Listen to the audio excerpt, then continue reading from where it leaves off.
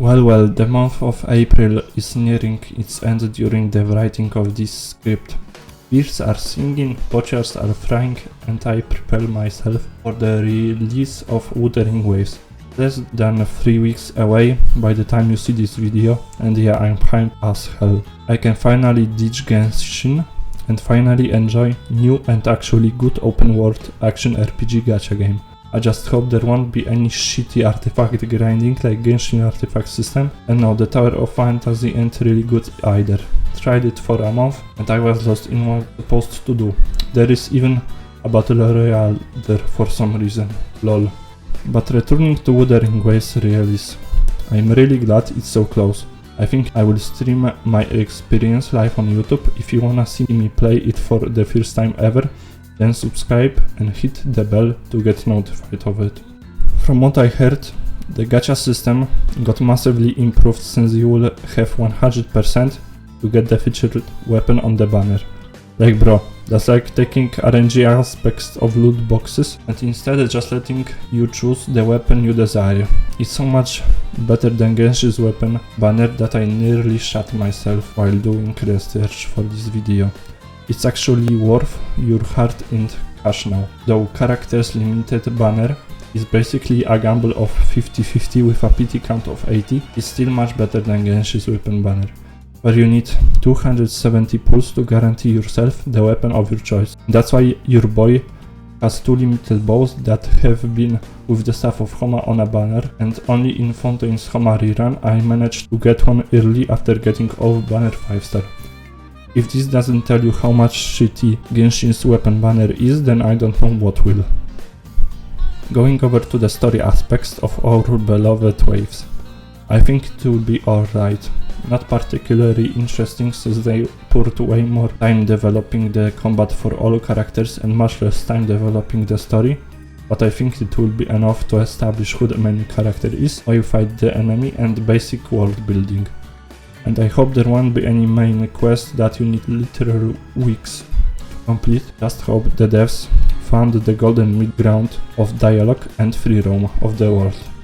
As if they did, the game would be enjoyable for much higher amount of people, cause ain't nobody wanna sit there and do quests in which we see a fish that's overworked and skips half of the quest. Going much more in depth in combat review than my previous Wuthering Waves video, the key words in which I would describe the combat is visually satisfying and really fast paced with in-depth timing elements. Now we will go over the combat elements starting with standard normal attacks. What can I say, you just click your attack button and character attacks. What else is there to explain? Next up are evasion. By consuming a certain amount of stamina, your resonators can perform a evasion, which when performed with a precise timing can lead to you using a counter attack in which you will interrupt the enemy's action. Coming next are resonance skills, which are your standard elemental skills from Genshin. They have your standard cooldowns and various effects, like for example dungeon skills are based on taking her HP, enhancing her firepower and regaining HP, but they are often also tied to your resonance liberation, which is a fancy way of saying ultimate skill, which most of the time just deals a massive damage. Now we come to resonance circuit, which determines the playstyle of a character, which I suppose are like the elements from Genshin's style. I don't really know since the article I'm basing section off just says it determines a playstyle of a resonator. Well, time will tell if I was wrong, I guess. Feel free to correct me in the comments if I made a mistake here. Now coming to the parries. Some attacks of the enemies can be parried, which will lead to stunning them, dealing some damage along the way. Now the way of how the Concerto skills work.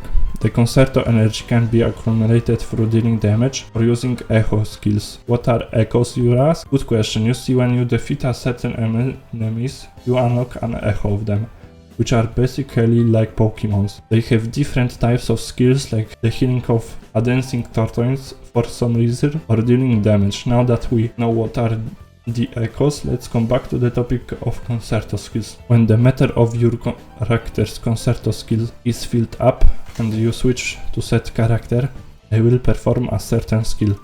and enter the battlefield. After casting it, there are also concerto effects, which are separate to their own types: unison, ensemble, sustenance, legato, and duet. All of these have their effects. Some can give you buffs, other healing, and pairing them nicely to your damage dealers can substantially increase their combat performance. Which seeing the characters' synergies and building your team based on them is crucial for your success. Now the last point of the video, which is the communication.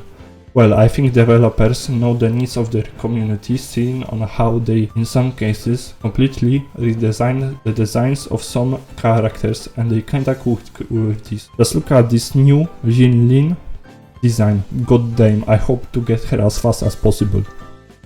So, in conclusion of this whole video, will Wuthering Waves be worth playing? If you are a burnt out Genshin player that wants something more combat focused like myself, I think it will be definitely worth at least trying out. Otherwise, if you like much more story oriented gachas, then stay in Genshin, I suppose. Or try Arknights, like I said in some of my videos. Well, thank you for your attention.